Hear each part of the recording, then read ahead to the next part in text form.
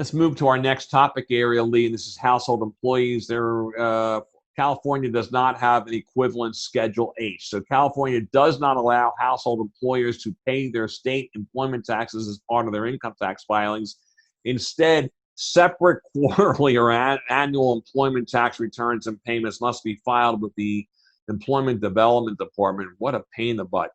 EDD registration. Household employers must register with the EDD when payments to one or more employees for household services reaches $750 in cash wages in a calendar quarter. Looks to me like $3,000 a yearly if it's evenly paid out over the year. Once you're over that, you got to register. UI and EDD taxes, once $1,000 or more in cash is paid in a calendar quarter to a household employee, the unemployment insurance and the EDD taxes apply to current and any future years. SDI threshold, the threshold at which SDI withholding applies to domestic services in a private home is $750 of cash wages paid in a calendar quarter. The SDI rate for 2020 is 1% for wages up to $122,909. Income tax withholding is not required, but can be done if requested by the employee. So, Art, go back to that screen for a second. So, what does all that tell you? Pay cash. No. What it tells you is the state makes it so difficult for people to comply that they just pay people with cash. Now the state loses out on what they could have collected for payroll taxes and the income tax from the person that got it. And if I can make some humor in this, the state also loses the potential benefit of any of these people making payments from eventually running for state office. Okay.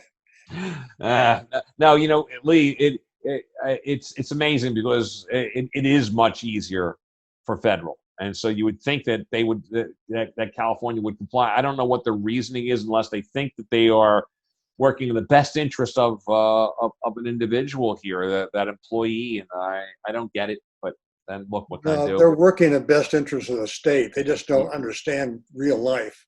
Yeah. You put a nice household employee flow chart here. Would you like me to go through it, or do you think that's self-explanatory? Well, it's in the book.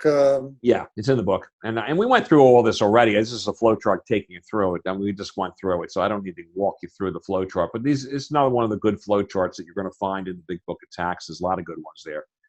But some other things on this slide that I do want to cover: meals and lodging, non-cash wages such as meals and lodging are not included when calculating whether the $750 in cash wages threshold are met. Meals and lodging are included once the cash limit of $750 is reached. Some examples in DE 8829 Household Employers Guide. Wow. E-file and e-payment requirement. California requires all employers, including household employers, to electronically submit employment tax returns, wage reports, and payroll tax deposits to the EDD. Another reason people don't do it. It's wow. And then you see the penalties for not e-filing. Oh my God. My God. Anyway, whatever. Anyway, household employees overview here. Penalties for not filing or paying electronically. Lee, here's your penalties. Annual payroll tax return, $50 per return. Quarterly report, $20 per wage item. Payroll tax deposit, 15% of the amount due.